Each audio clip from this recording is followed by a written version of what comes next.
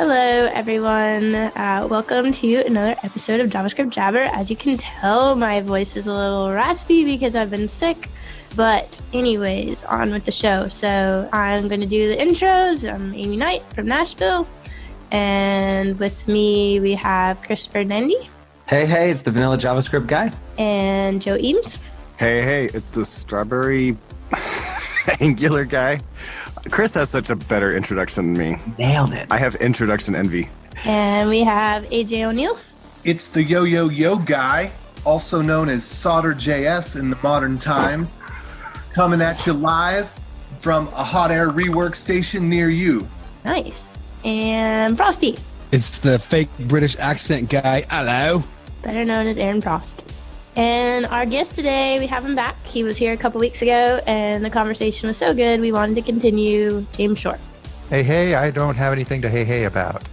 This episode is brought to you by Triplebyte. Applying to programming jobs sucks. You have to put the right keywords in your resume, you spend hours and hours on the phone screens and take-home projects, and that's assuming the company even responds to your application. Well, if you're a software engineer, Triplebyte can help.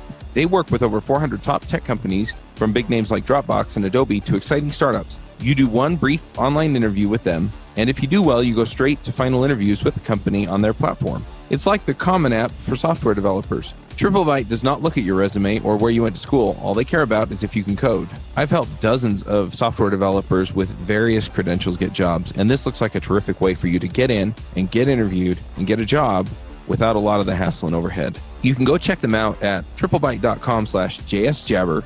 That's triplebyte.com. Byte as in 8 bits. As a special offer for listeners of this show, if you take a job through Triplebyte, they'll offer you a $1,000 signing bonus. As we were talking a few minutes ago, so the last episode we left off talking about evolutionary design. And so Chuck, who is not feeling super well today, wanted you to come back on and continue on with this. So I guess my first question is, can you define that? Evolutionary design used to be a really big deal. So it comes from Agile development. It comes from extreme programming. And when extreme programming was big, which was in the early 2000s, 2000 to 2005, 2008 or so, one of the core ideas was evolutionary design. And extreme programming is also where continuous integration came from, and refactoring got popular, and where test-driven development came from. And these other ideas, continuous integration, continuous delivery, test-driven development, they all survived when XP sort of got taken over by Scrum. But evolutionary design, it went away. But I think it's actually one of the most key ideas in Agile engineering. And that's why I was hoping we could talk about it some more. So thanks for having me on. And what it is it's, in a nutshell, it's rather than designing your code in advance, it's starting with something small, making it work, and then making the code bigger and more complex over time.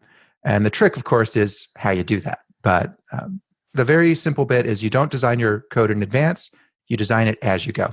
Let it grow. Yeah. This seems like something we all strive to do anyways, no?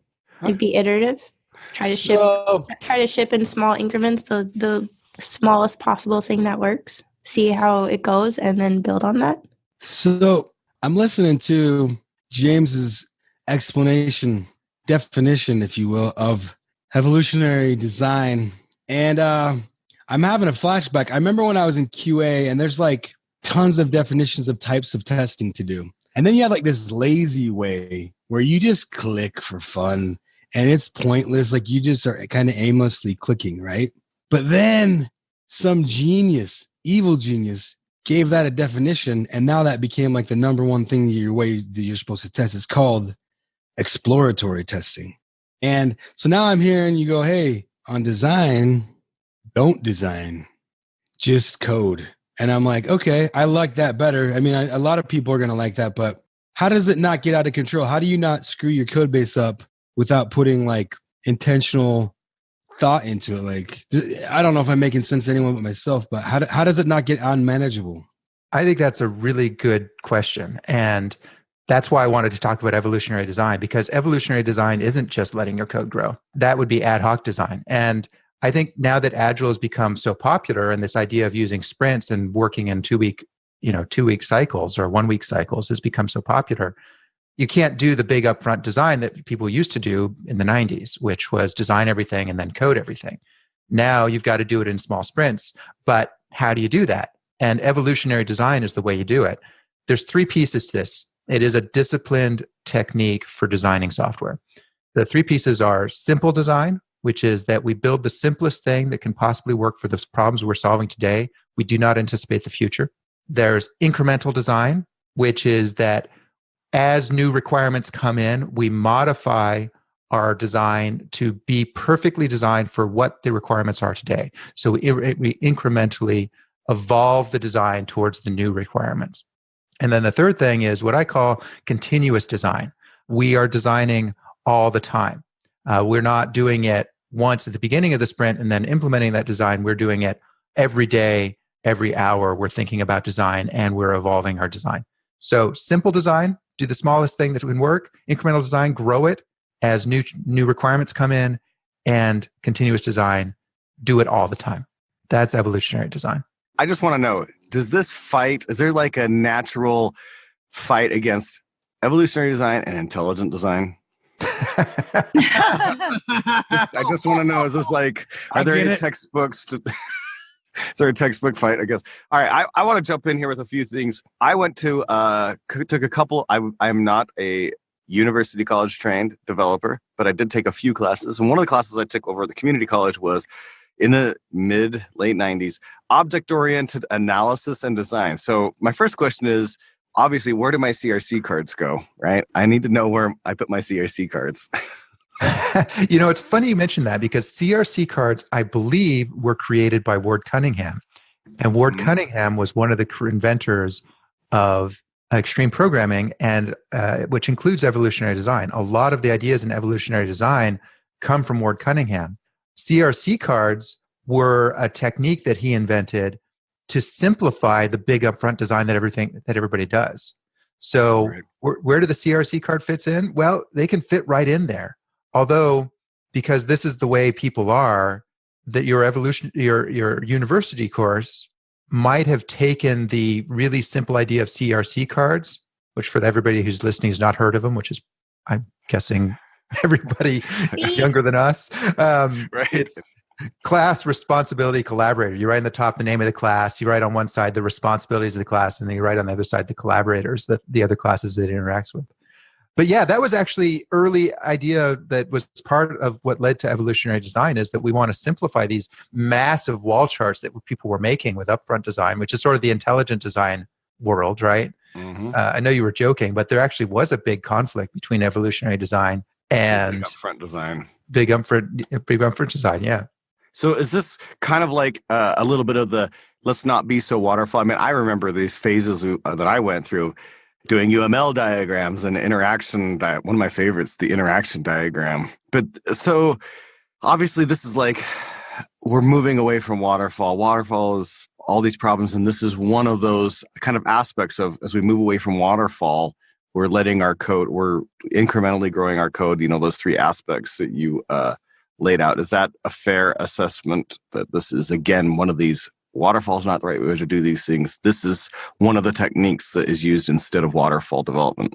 It's something that you use because you can't use waterfall development. So XP, of course, was sort of the big popular first Agile method. It's fallen by the wayside, I think, because it's a lot harder than Scrum and it's a lot more involved than Scrum. But because it was sort of the first big Agile method, it tried to solve all these problems, all these criticisms people had of Agile. And one of the criticisms of Agile was, hey, if you're working in 2-week cycles, how do you possibly create software that works, doesn't turn into a giant mess of technical debt because you're not thinking about your design in advance? And so XP's solution to that, I mean, XP has all these technical practices in it to enable you to answer all these criticisms of how could Agile possibly work.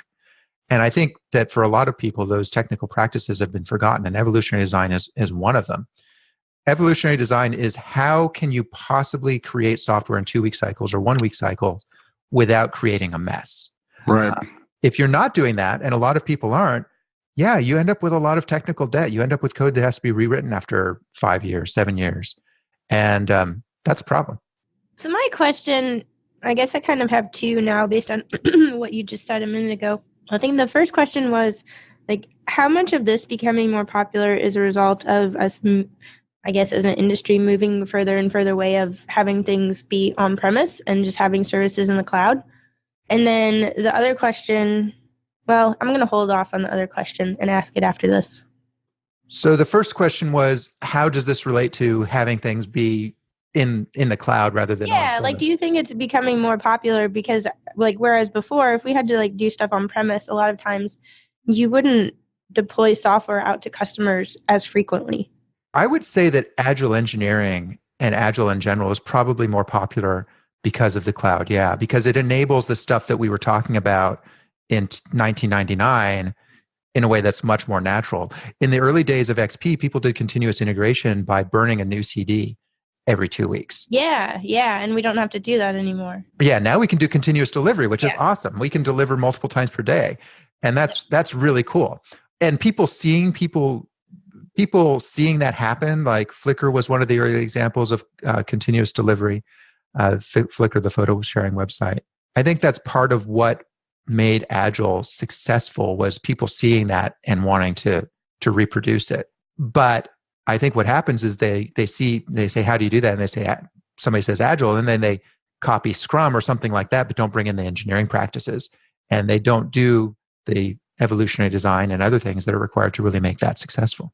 Yeah. And so, I mean, you kind of, I think, answered my other question in what you just said too, because initially you said, most people do like 2-week sprints and ship after that. But I feel like to enable you to be even more evolutionary, or I'm going to say iterative, you'd want to ship multiple times a day.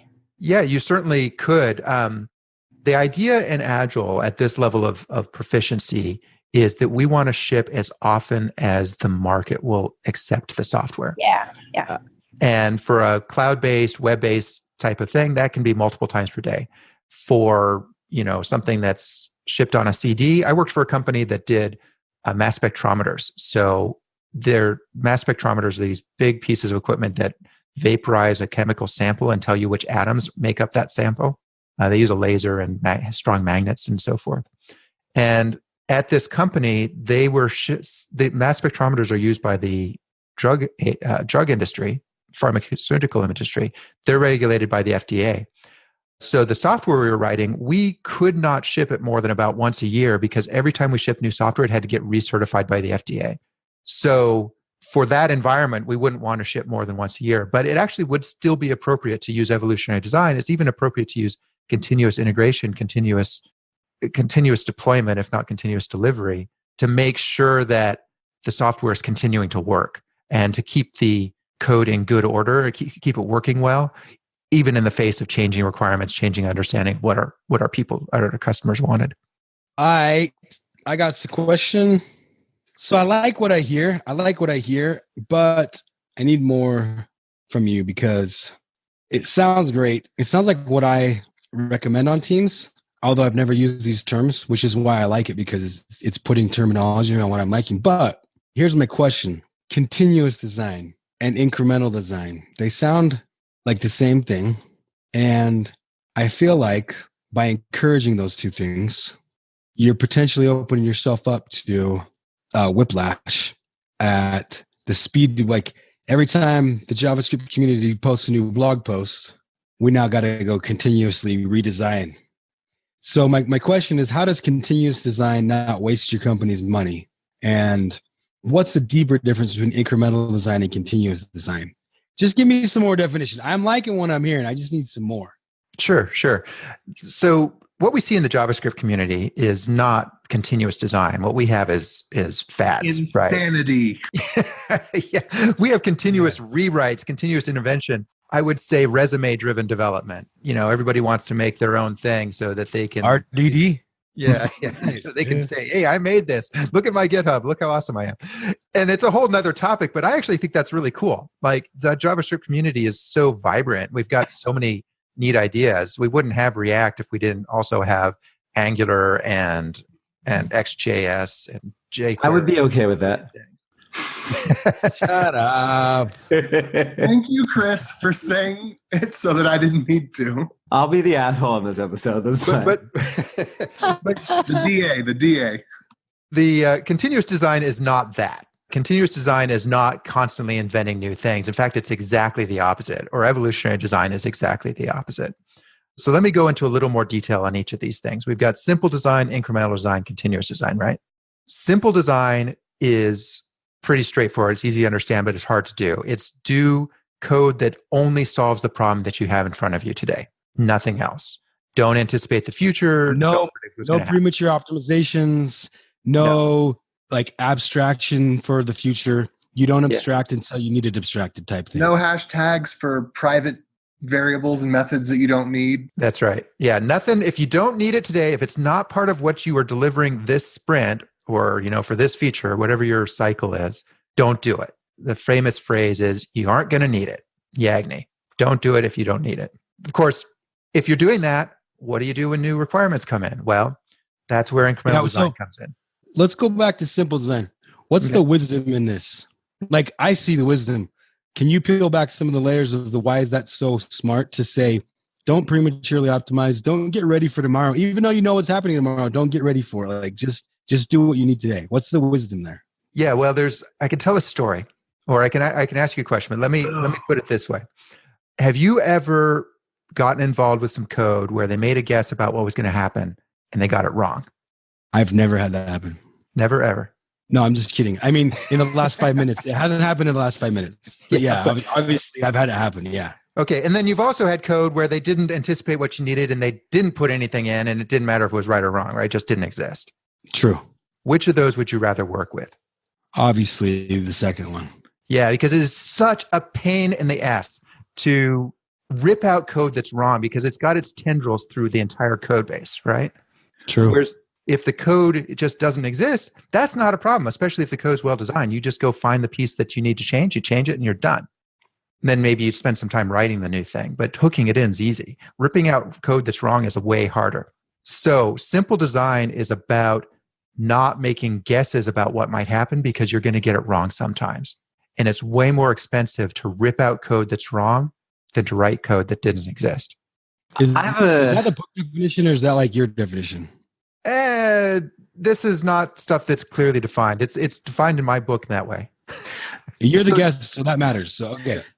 So James, thinking a little bit about kind of adding code that doesn't exist or making changes when you need to, like what sort of role does that change the way you design your product? So I'm just thinking for a second about some of the like JavaScript plugins I've written where I try and create, knowing that I'm not going to think of every use case someone might have, I try and write hooks where people can extend it to meet their needs, either in the form of being able to pass in user options or kind of custom events that get emitted that they can tie into.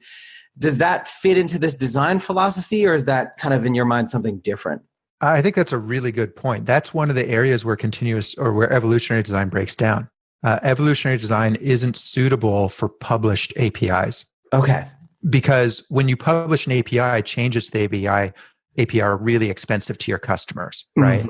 Mm-hmm. You don't want to be doing new Semver major stuff all the time. So you could evolve underneath a published API as your interface, and you kind of need to define that up front, or define it in a way that allows you to grow it but not change it. Otherwise, you end up with like, I'll call it the WordPress problem, where they care really deeply about backwards compatibility. And so you end up with a whole lot of like legacy cruft that becomes really hard to shake. And they're going through a process now where they're getting rid of a lot of that stuff, and it's causing huge rifts in the community as a result. Yeah, exactly. There are techniques. In fact, I'm looking at putting out some open source libraries where I'm going to try this out. You can make software forward and backwards compatibility by publishing different API versions and then maintaining those indefinitely. So you'd have a V1 that people would import and a V2 that they could upgrade to if they wanted to. Mm-hmm. I've not actually tried this yet, but that would be one way of working around it.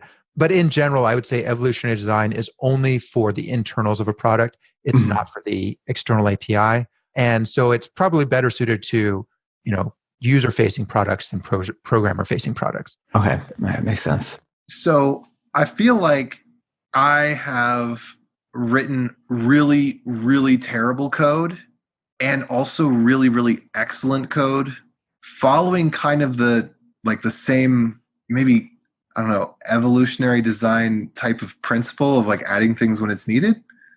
But there's definitely a difference. Like writing a library, like I feel like it's easy to write a library that has a good API and clean code, even if it's kind of like experimental, but writing more like a product rather than a library, it seems like the quickest path to get there is code that I'm ashamed of. Do you have this kind of, any of you have this kind of dichotomy where like you're proud of your libraries and ashamed of your products?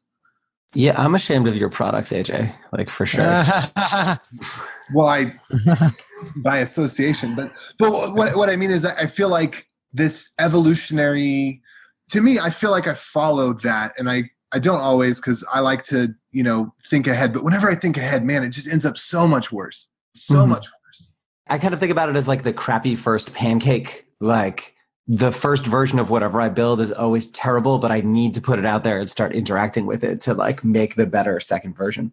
Of all the projects I've ever worked on, no matter how much planning we put in up front, wherever we thought we were going before we started, about one step into the race, we realized we're going the wrong direction and we need to pivot and we have to change. You know what I'm saying?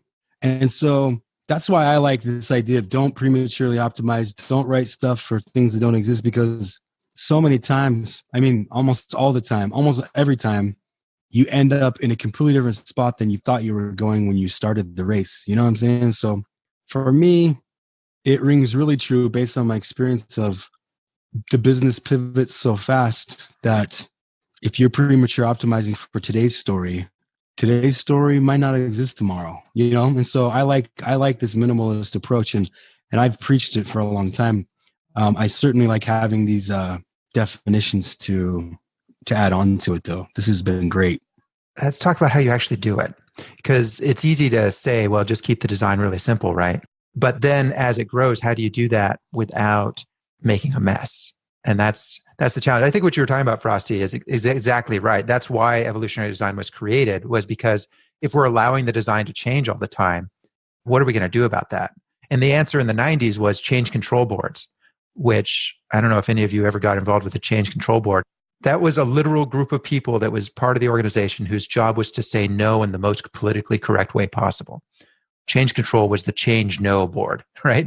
We say no to any changes you want. And that's how they manage this problem, is we're going to define the requirements a year or two in advance. We're going to build exactly what we said, even if it wasn't right. And if you want any changes, too bad, because we don't know how to modify our design.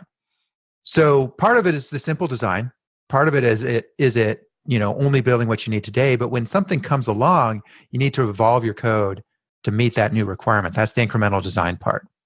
Right. So incremental design, that is modifying your code to meet the new features, but it's not just adding new things to your existing design. It's actually modifying your design to best fit what's going to come along. And that's about all the good design principles about keep it simple, limit your coupling, have highly cohesive code that's similar, should stay together. Duplication of concepts shouldn't be allowed. Duplication of code is actually better than duplication of concepts.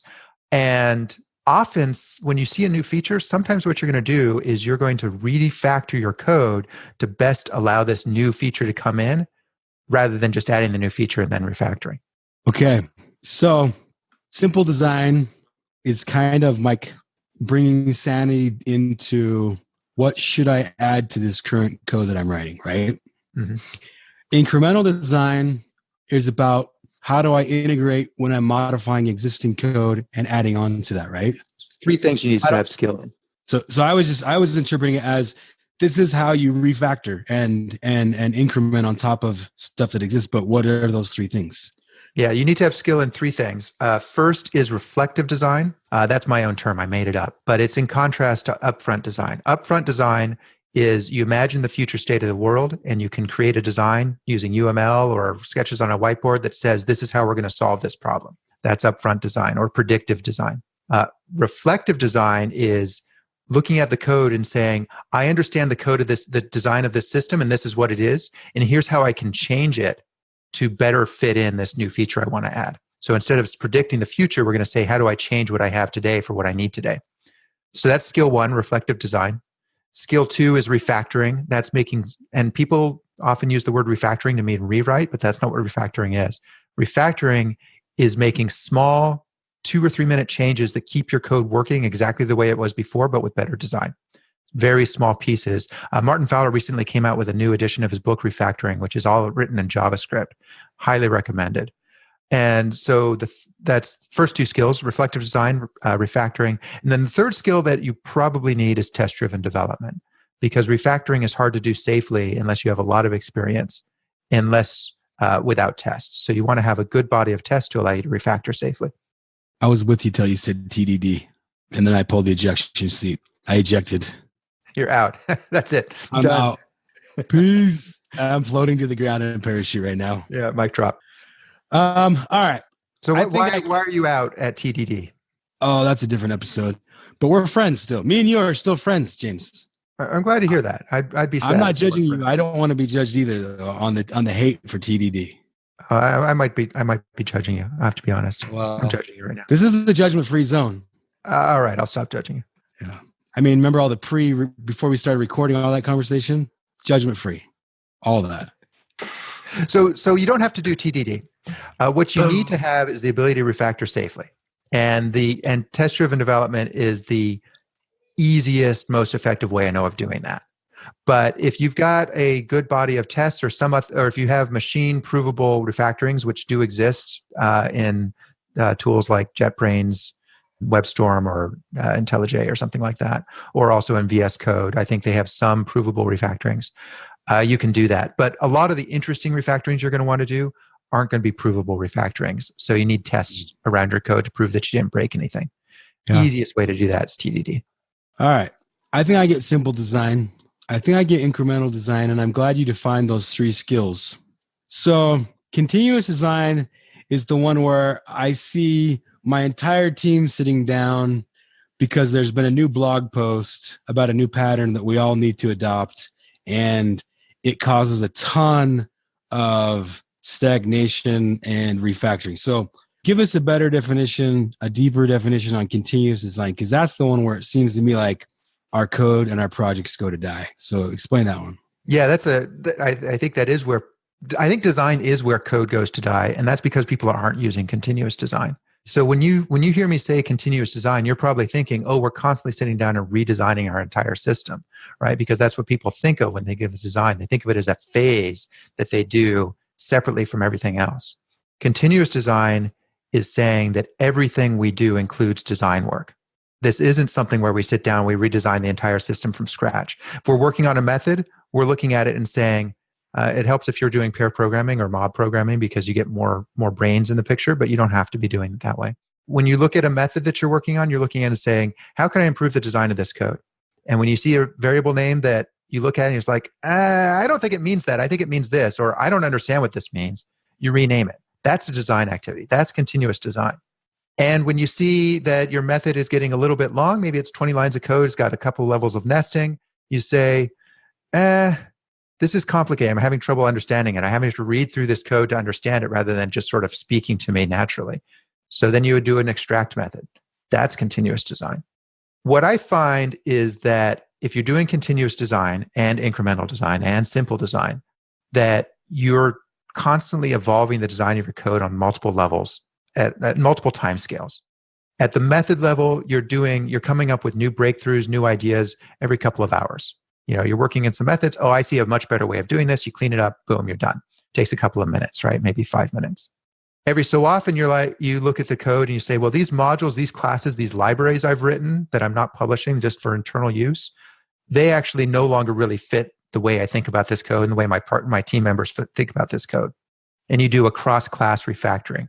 You'll extract a new class or a new module. You'll take a bunch of functions that were in different parts of the system, put them together in a new class. It's really common when you're drawing up your code. Don't repeat yourself. You find that you've actually accidentally created an age concept. Maybe your software handles birthdays in some way. And you realize after several months that, oh, actually, the code over here that looks up the age on the web page, and the code that looks up the age over here on the admin screen, and the code that looks up the age over here when we're talking to the database, that's all dealing with the same concept. So let's take that age concept, put it in a class, call it age. It's going to have an int in it. That's it. But it will put all the methods related to age in that one's class.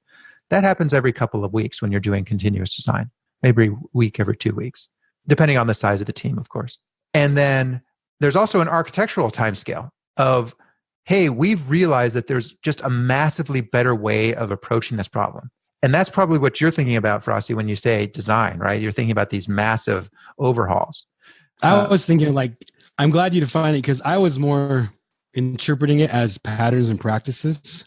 And I was like, dude, whiplash on constantly redefining our patterns and practices. But you're not talking about patterns and practices. You're talking about more of a micro level design rather than a macro level patterns and practices type thing. So the patterns and practices are architectural scale. So you do get continuous design at the architectural level too, but it's expensive. And so the real goal in evolutionary design is to minimize, if I define architecture as the stuff that's hard to change, it's the repeated patterns and practices, just like you're saying. Yeah. Well, it's the responsibility of the good agile architect to minimize the stuff that's hard to change. So ironically, the agile architect's job is to make sure that he doesn't have a job. He should be doing as little, he or she should be doing as little as possible, defining as few things that have to be repeated throughout the code base as possible. That said, you're still going to have that. The choice to use JavaScript is a repeated pattern, right? That's architecture. The choice of language is architecture. The choice of Socket.io can be architecture. The choice of React is architecture. Anytime you choose a framework, that's architecture because it's hard to change, right? So you want to minimize it, but you can't minimize it entirely. Over time, you will discover that some of those patterns and practices that you're following don't work very well. And for me, that time scale is about 4 to 6 months, where I discover that there's a big piece that I'm using that doesn't work well. And then, those have to be refactored and improved as well. So, James, what are your thoughts on frameworks in this light? Ooh, good question. Yeah. Frameworks are tough because they let you get started really easy, and they can make it really hard to grow your software, depending on how well designed the framework is. Sadly, in the JavaScript world, and really in the entire programming industry, frameworks are often, the open source frameworks are built by people with a lot of time, which are usually the less senior programmers. They're the ones with 5 to 9 years of experience who are maybe building their very first framework. And so when they do that, they're going to get something totally wrong. And you saw this with Angular 1. There were some bad ideas in Angular 1, and they fixed them when they built Angular 2, but they kind of screwed up their ecosystem when they did it. So frameworks are really tricky. If given the choice, and I don't always have a choice, given the choice, I will take a collection of libraries and glue them together myself rather than using a framework, because I can change my own glue rather than being stuck in the world that the framework provides. Must bite tongue. Must bite tongue. That's a different episode. I won't say anything. I think that's still an interesting thing in digging into a little bit, because even in the framework world, even in a highly opinionated world, right? Like, yes, the framework, and oftentimes I'm going to talk specifically about JavaScript frameworks here. Like, so much of it can be constrained, but a lot of that is constrained on the areas where the DOM meets the interactivity, right? And of course, they do have a fair amount of state management stuff going on. But when it comes right down to it, when you move past just your CRUD app into some really complex stuff with really complex business logic that's living, potentially on the client, or whether it might be living on the server, there's still a fair amount of there's no structure being provided at all here, and I've got to put this structure in, and I've got to grow it. Or, as we've seen recently, like with the whole Redux thing, people putting patterns and adapters on top of facades on top of Redux and things like that. So I don't know if there's a question here. I don't know if you're much into this, James, yourself, but I think it's interesting to ask, is this new wave of trying to simplify the Redux API across, certainly it's happening a lot in Angular land, is that a form of evolutionary design, or is that really a reaction to something different versus my software needs to evolve in our specific case? Evolutionary design is something you do for your own code. And as we were saying earlier, evolutionary design isn't a good fit for published APIs. For software that you want people to consume the API, you shouldn't be evolving published APIs because it's so painful for the people who have to use them. But as people put facades on, isn't that potentially a reaction to people trying to evolve their own design and butting up against the ways that public APIs force you to, and saying, this is going to work a lot better if we were able to, glue it together this way. So we're going to start putting facades around and wrappers around public APIs. Well, I think putting a facade around a public API is a really good way of controlling that API. Whenever you're dealing with other people's code, with third-party code, you have to assume it's going to change out from under you at some point. And this is actually part of what incremental design is about and simple design is about. You want to create your code such that assume anything that you depend on is going to change. And when that happens, how hard is it going to be to change your own code? So any library I use, I'll wrap in an API, I'll wrap in a facade or a wrapper so that I can change that library out, or I can react to changes in that without having to change the rest of my code. That's just good design. So yeah, I think putting things like facades around Redux. Now, I don't use Redux myself. I have used React, but I didn't use Redux. And part of the reason is that I look at Redux and I see a system that is designed to make changes hard. And since I use evolutionary design, I'm constantly changing my code. When I ask that question, when, not if, I need to change this decision about using Redux, how hard is it going to be? The answer is, well, it has its tendrils into everything I do. So I'm not going to do that. I'm not going to use a piece of software that threads its tendrils throughout my entire code base. Because if I do that, when that thing changes out from under me, I've got a big problem. I've got a big wouldn't rewrite you say effort. the same thing then about React? I mean, so I, for my screencast, which is Let's Code JavaScript, I went through and I built the same application in Angular, React, and Ember. And this was a little stock market application, well, a little retirement planning demo app. You would put in how much money you have now, the rate of return you expect to get from the stock market, the amount of taxes, the amount of money you're going to be pulling out. It would calculate taxes and so forth.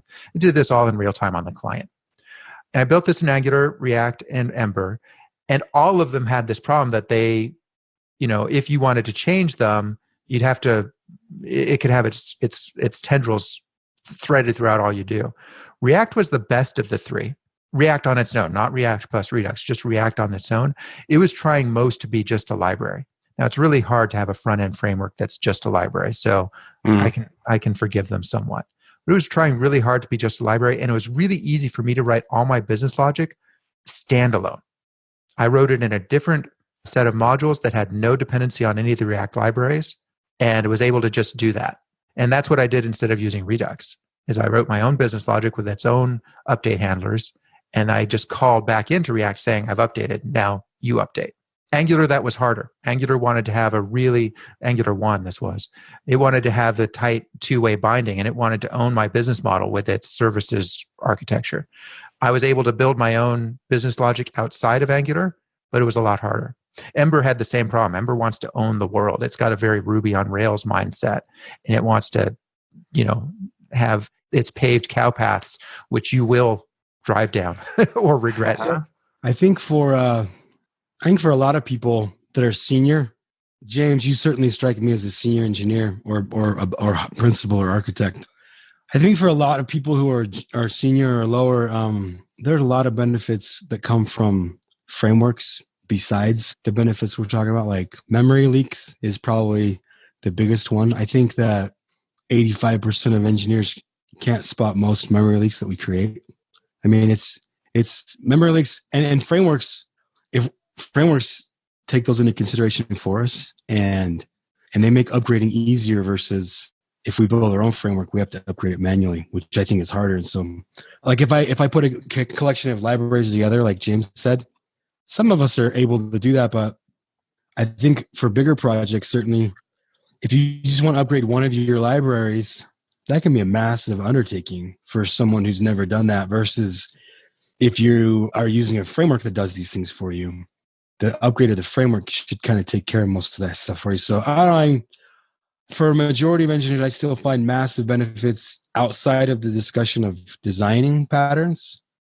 I find massive benefits still for using frameworks for the 75% of us.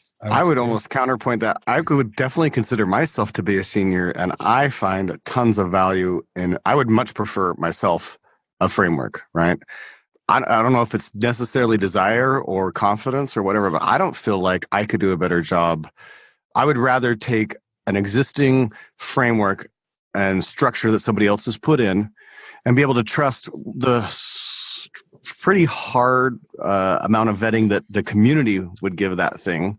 Not necessarily the designers per se, because as James has pointed out, you don't necessarily know the designers themselves. It might be the best engineers at whatever company produced it, or it might just be people with a lot of time on their hand and some opinions. But there is a fair amount of vetting that comes on. But for me, like, I find that to be a lot more freeing to let a lot of people make decisions, even if they're decisions I wouldn't necessarily make myself. But I still find that I have a fair amount of opportunity to evolve my code and my design within the structure of even the more opinionated frameworks myself. Yeah. But James, I'm interested in your experience building these three apps. Obviously, you talked about React being the easiest of them, and it seems like you're implying also that you would favor that.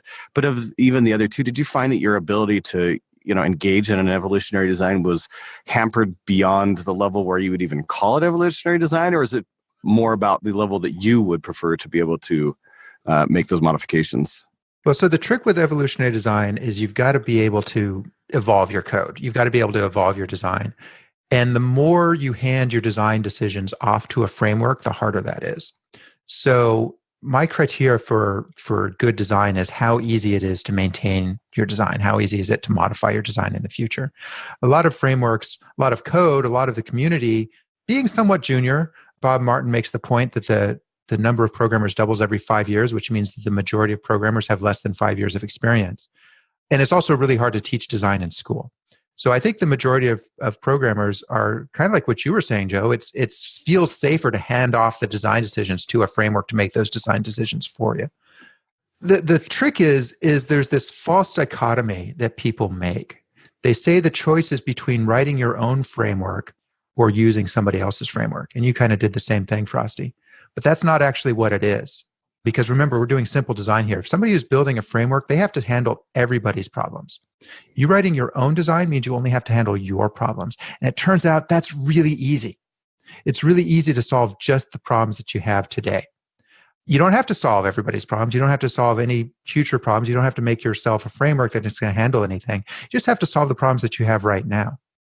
Now, some frameworks will make that really difficult. Ember and Angular, because I have a lot of experience, I was able to pull my code out of the clutches of the framework, but it didn't make it easy. It was not going down the paved path that they wanted me to follow. Whereas React, I could.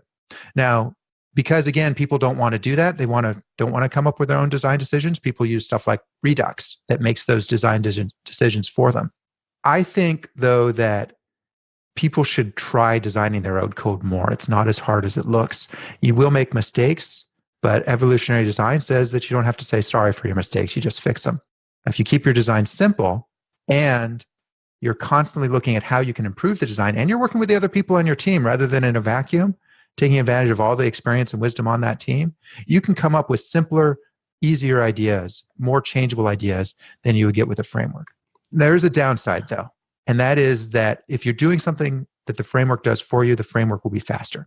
But as soon as you get to the point where you're going outside of what the framework does for you, not using a framework will be faster. I do want to challenge your thought, and we probably do need to wrap up soon.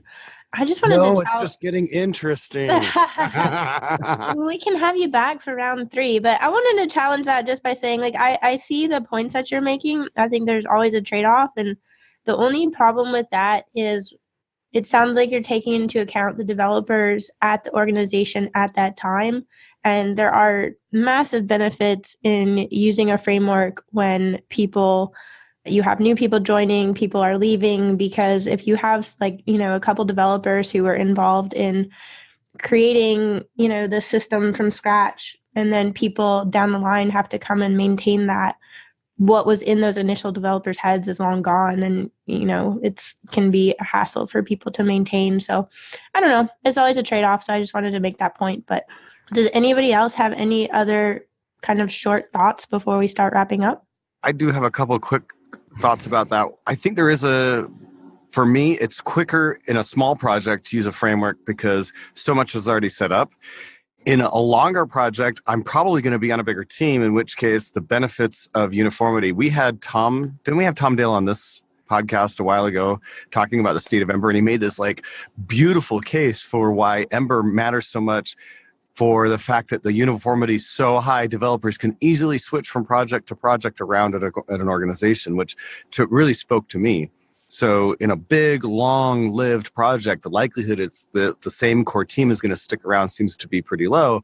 So I like to challenge some thoughts, but I think that James is well-spoken enough that my poor attempts at challenging his thoughts still don't invalidate by any means his point, which is being smart and knowing what you're doing is very valuable, but I still like frameworks. So, no joke, I almost word belled this whole thing for the last 10 minutes, but I didn't. But I almost went word bell on this, but I respect the difference in opinions. And so I want to hear what AJ has to say about this. I'm sorry, did I cut you off, Frosty? It seemed like you were. No, I was done. I just wanted to say that last point. Because AJ, of all of this, Aimee, Aaron, and I are definitely framework people, right? So we're obviously sitting over here on this one side of the fence when it comes to this particular discussion about frameworks versus non-frameworks, right? We are framework people, but AJ is very much not a framework person. So I'd like to hear what he has to say. Ask a more specific question in relation to the topic at hand, because no, I'm not really into frameworks, but give me a scope for that. Do you find that the availability to evolve your code to the design that you want is so severely hampered by frameworks that you might as well it really can't be done? Maybe that's a question that's valid and along one of the questions that James has kind of said. So I would say I do a lot of weird things. I am very much an innovator, and I try to find work with other people that are doing strange and weird things. And so my experience with frameworks has been when I am being introduced into a new concept or pattern or area of expertise or education, I find frameworks to be valuable to learn how other people are doing things, what the common intelligence has come up with and arrived at.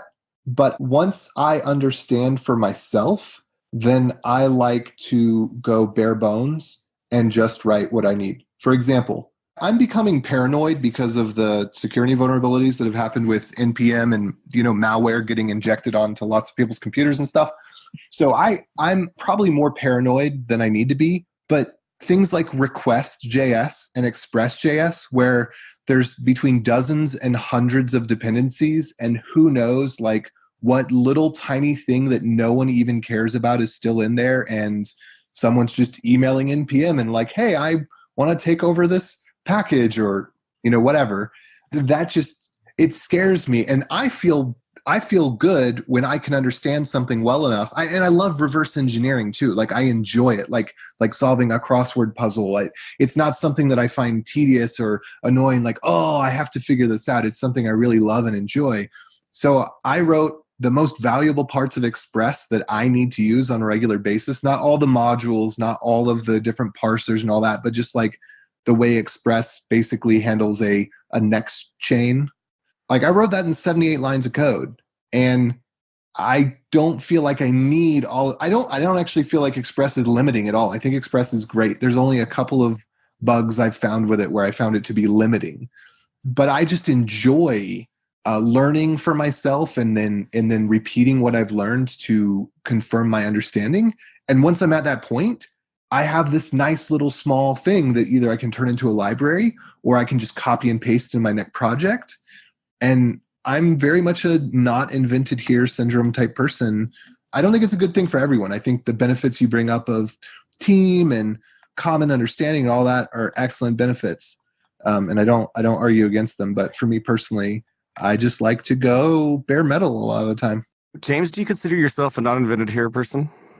No, not really. But I would say that I think the cost of changing code that other people wrote is higher than the cost of changing code that I wrote myself. So if it's 78 lines of code, I'm going to write it myself. So I probably, anything that's simple, anything that's glue code, I'm just going to do myself because that's the kind of stuff that changes all the time. If it's something that's complicated, something that's like a really hard CS problem, I'm not going to do that myself. I'm going to download a library. But those sorts of things, you can usually find libraries. One thing I do want to say, though, before we wrap up, is we got off onto the question of frameworks, but frameworks are not in conflict with the idea of doing evolutionary design. I don't want people to get the impression, you mentioned, Joe, oh, it's evolutionary design or frameworks. That is absolutely not true. Right. You can that would be a absolutely do misconception. evolutionary design in a situation you have frameworks. It's just that if you're using a framework, it's going to make some design decisions for you that you cannot change. And that's something to be aware of. Just like when you choose a library, it's going to do things for you that you can't change. It's easier to wrap a library and then swap the library out than it is to wrap a framework and swap the framework out. Yeah. Well, I think if anything, we can at least all agree that if you're not doing TDD, we don't like you. Yeah, that's why I hate myself. I wake up every morning crying because I know the loathing inside of me. This episode is sponsored by Sentry.io. Recently, I came across a great tool for tracking and monitoring problems in my apps. Then I asked them if they wanted to sponsor the show and allow me to share my experience with you. Sentry provides a terrific interface for keeping track of what's going on with my app.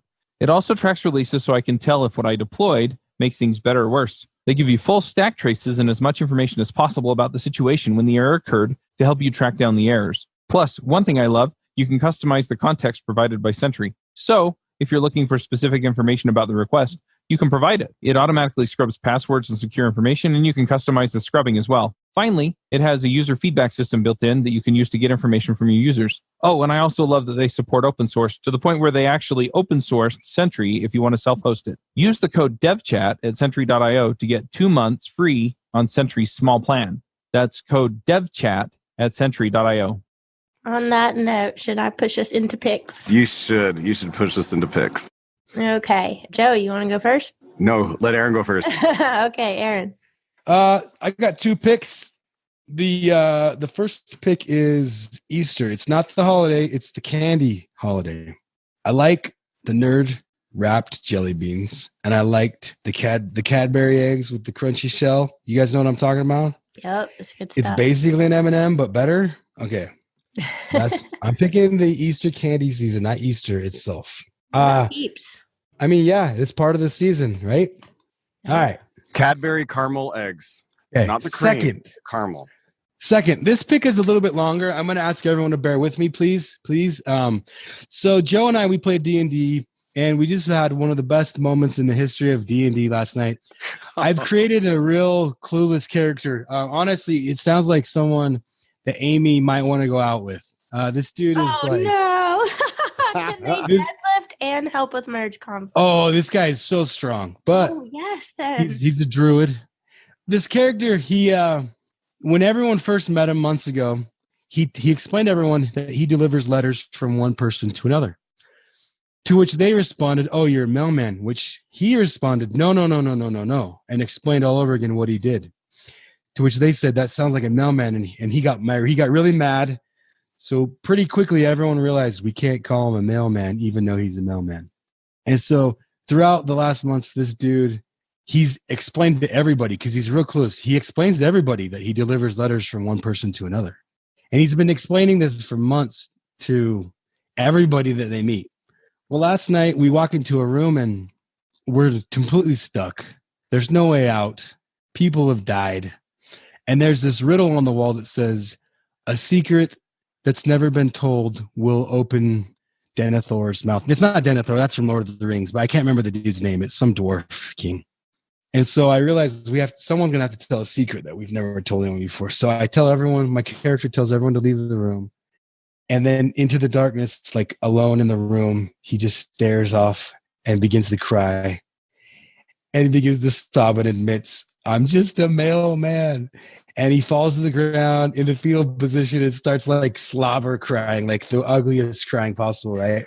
And everybody in the room is just dying with laughter. Like we're all dying with laughter. You couldn't, if you had told me to plan a moment like this on purpose, I couldn't have planned it intentionally any better.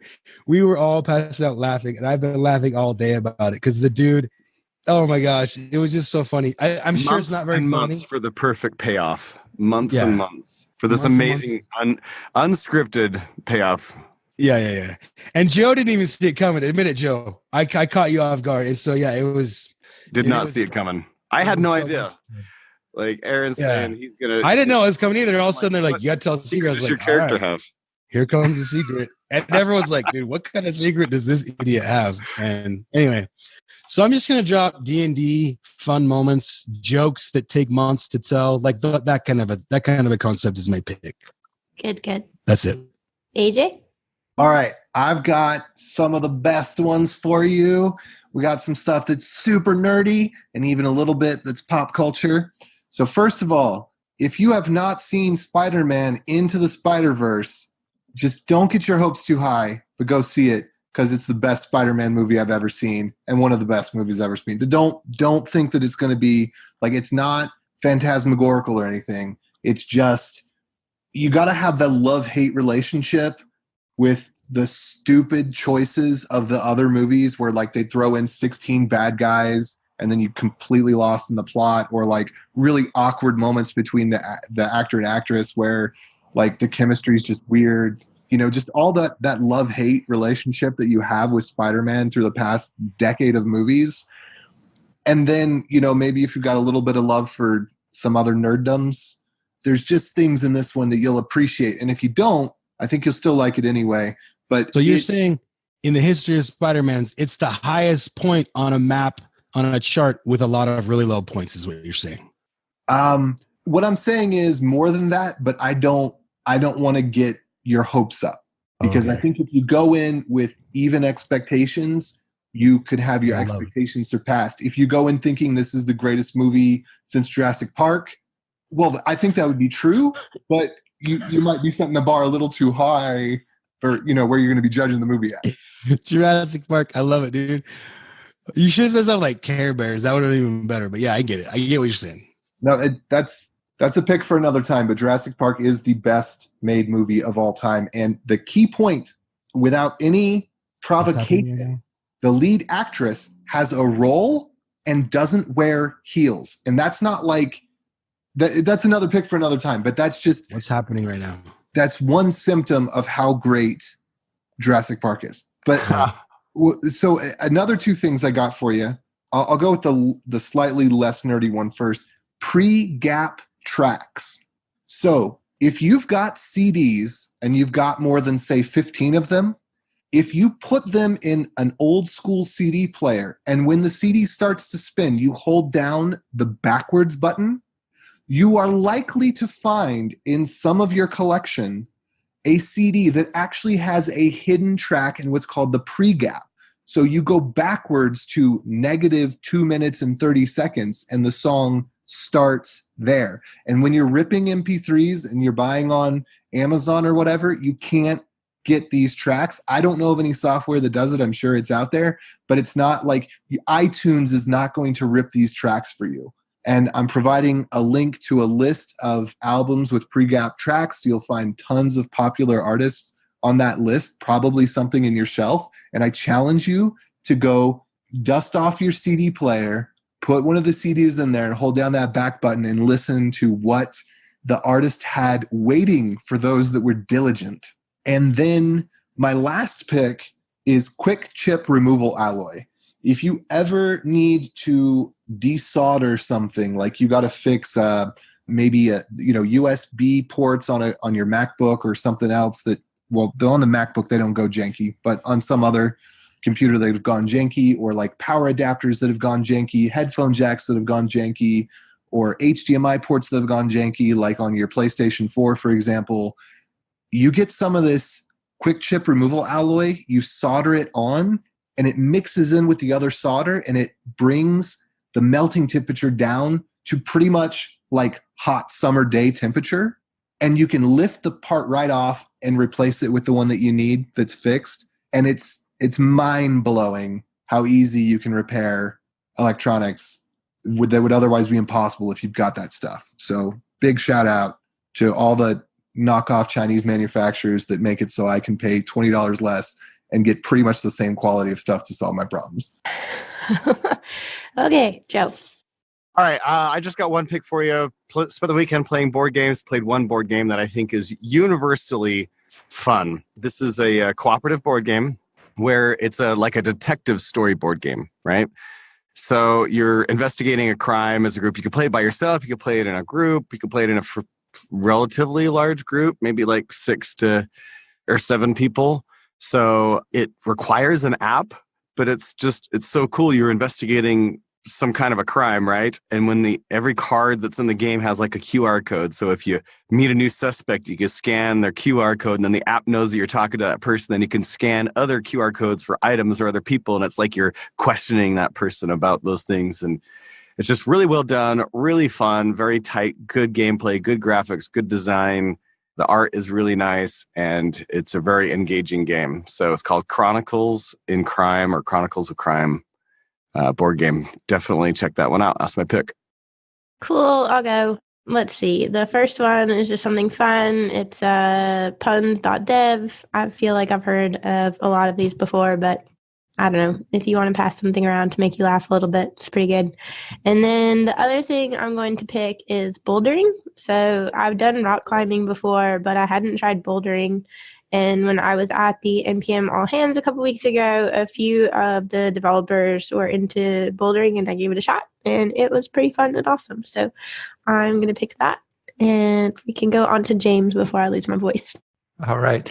I got to second the Spider-Man Into the Spider-Verse pick. As long as you go in without your expectations too high, right, AJ? Then I think you'll enjoy it. But my other pick is Pandemic Legacy. It's a board game. It's been out for a while now, but my wife and I just recently played this. It's a legacy board game, which means that as you play the game, you modify the board and you rip up cards and you destroy pieces. So you can only play it once. And at first I thought, well, this seems like a waste, right? But I read an interview with one of the designers. He said, no, the point isn't that you only can play the game 12 to 24 times, which is how many times you play it as it changes throughout the course of the series. The idea is that you will play it at least 12 times. And it's true. My wife and I played this Pandemic Legacy board game more than we played almost any other board game that we own. And we own a lot. It's also just really well done. It is a fantastic game. Highly recommended. Pandemic Legacy. Okay. I guess that is it. And we will see everybody next week. Bye. Thanks for coming in, James. Thanks, everyone. It was excellent to have you again. Yeah, I'm glad to be here. Agreed. Thanks. Mm-hmm. See you next time. Bandwidth for this segment is provided by CacheFly, the world's fastest CDN. Deliver your content fast with CacheFly. Visit CacheFly.com to learn more.